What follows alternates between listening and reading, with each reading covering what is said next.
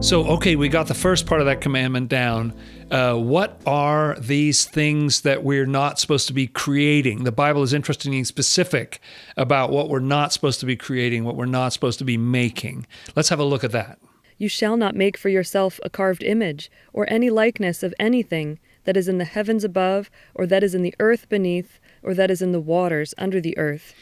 So what are these other gods, these idols and so forth? Obviously, in a literal meaning, it just is talking about that we should not be making physical things and bowing down and worshiping them. But why this specificity? It's interesting, isn't it? So let's look first of all at what are these other gods. Here's a quote from Revelation Explained, number 950. It's brief. Whatever you love more than anything else, that is your God. Now that's tough. So we may not think of ourselves as idolaters. Oh, I don't worship that, or I'm not doing this. But don't we all have other things that we love above all else? Oh, that's my passion. That's the central thing. And if that's not of God, that's an idol that we're worshiping. So that does cut a little close to home, doesn't it? And one obvious example that comes to mind is addiction in all its various different forms is something that we may be bowing down to and worshiping and making sacrifices for in some way because we love that thing so much. But if that's not of God, it's being destructive in our lives. And this passage also mentions these two different things, crafting and imitating. So let's have a look at these. What is crafting to begin with?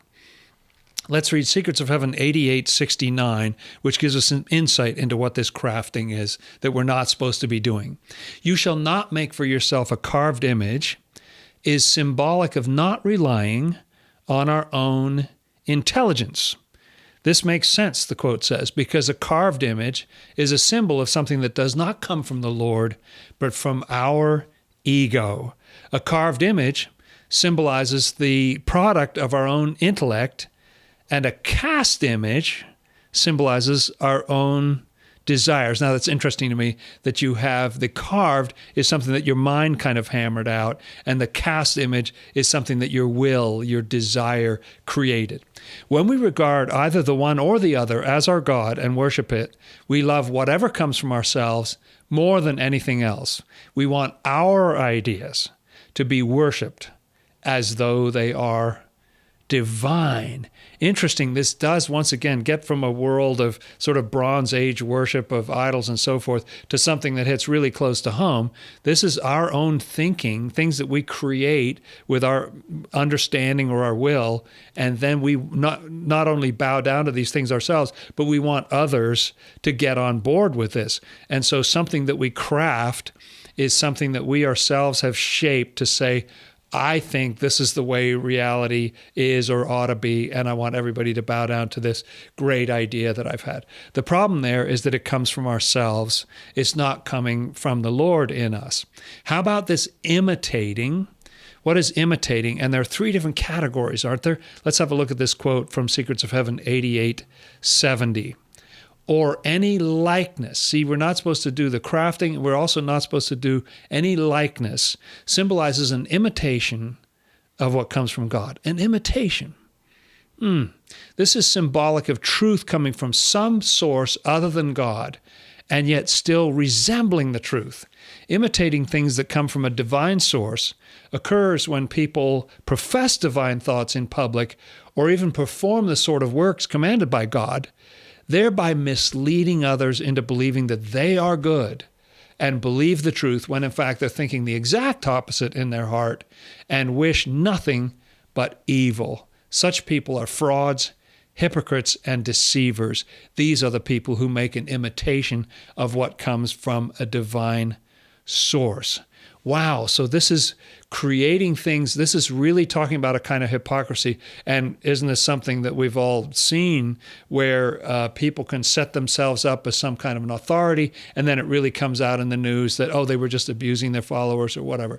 It's taking those things that look like they're some religious or spiritual insight that's going to help you in your life, but actually the people perpetrating it are just taking advantage of people and aggrandizing their own wealth or their own, glory glory in the world and those kind of things. So this is something that the Lord is forbidding, not because he wants all the glory for himself, but because it really gets in the way of our ability to receive what he's giving us. And we're taught that we're not to make these imitations of things that are in the heavens or on earth or in the waters that are under the earth. Swedenborg talks about different kinds of truth. And we can kind of see this. There's spiritual truth. In other words, there's truth that has to do with the nature of God, nature of life after death, the nature of our own minds and hearts and so forth. Then there's more worldly kind of moral and civil truth that has to do with just how we live amongst each other. Like, oh, we know that, oh, that's not fair, or that's not done. That's not the right way that we interact with other people and so forth. And then under the water is like scientific truth, just stuff that's medically accurate, other sorts of scientific research and so forth. There's a tendency in the human heart, is there not, to try to say, oh, well, I found this thing, everybody needs to, bow down to this. When I was a kid, I went through something called the 11 plus test that was in England, because someone had said there was research that at the age of 11, you can already tell whether people are going to go on this track or that track. It turned out years later that this guy had just made up all the information contained in this. He had cited his own self under pseudonyms and so forth to put forward this science, and this whole nation is following this. It's kind of amazing how this can actually happen. So this can happen with spiritual truth. Don't make an image of stuff up there. This can happen with seemingly moral stuff. Don't mess with that kind of truth. And this can even happen with scientific truth. People try to gain power over others. So saying, hey, I've got this amazing thing that'll help you lose weight or whatever it is. The key to it all is not to bow down to these things like there's an ulterior motive behind it.